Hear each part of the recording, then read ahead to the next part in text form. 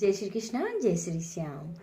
आज माघ महात्म का 11वां दिवस है और 11वें दिवस की माघ महात्म की कथा आपके सामने कहते हैं और 11वें अध्याय की कथा, जिसमें माघ मास स्नान का पुण्य व फल बताया गया है।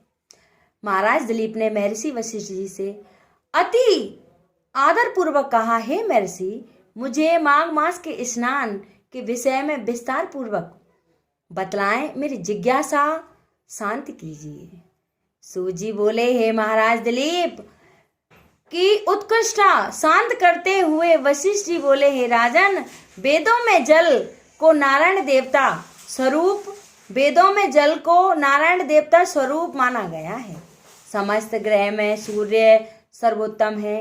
इसी प्रकार माघ मास में परसोत्तम पवित्र मास है। माघ मास में सूर्य मकर राशि पर स्थित रहता है। अतः उस शुभ योग में जल में स्नान करना अति पुण्यदायक है। यदि इस योग में कोई दरिद्र अथवा निर्धन व्यक्ति 3 दिन भी स्नान कर लेता है तो उसकी निर्धनता सदा के लिए समाप्त हो जाती है। ये यदि निर्धन व्यक्ति कुछ दान भी दे दे तो अति उत्तम है। और संपन्न व्यक्ति माघ मास में 3 दिवस पवित्र नदी में स्नान कर ले तो अवश्य ही दीर्घ आयु को प्राप्त होता है। माघ मास की समस्त तिथियां मोक्षदायिनी होती हैं। इन तिथियों पर स्नान करने से पापों का नाश हो जाता है तथा पुण्य की प्राप्ति होती है। माघ मास में व्रती को चाहिए कि नगर के बाहर नदी, तालाब अथवा कुएं पर स्नान करे तथा ईश्वर का जाप करे और अपने कल्याण के लिए ब्राह्मणों को यथाशक्ति दक्षिणा दे।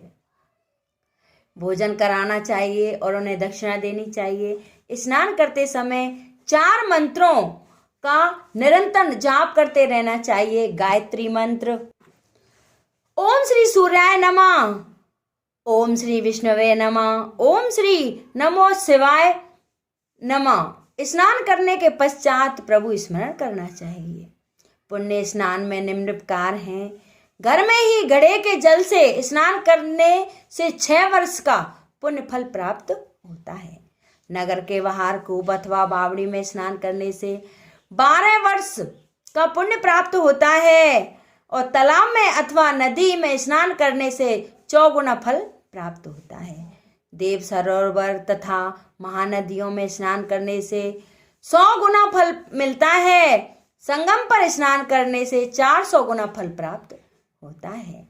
गंगा में के संगम पर स्नान करने मात्र तुल से माघ मास में तमाम देवी देवता अत्यंत प्रसन्न रूप से त्रिवेणी को आते हैं। कथा के अनुसार कांचन मालिनी ने अपने 3 दिवस मात्र को माघ स्नान पुण्य प्राप्त कर लिया था।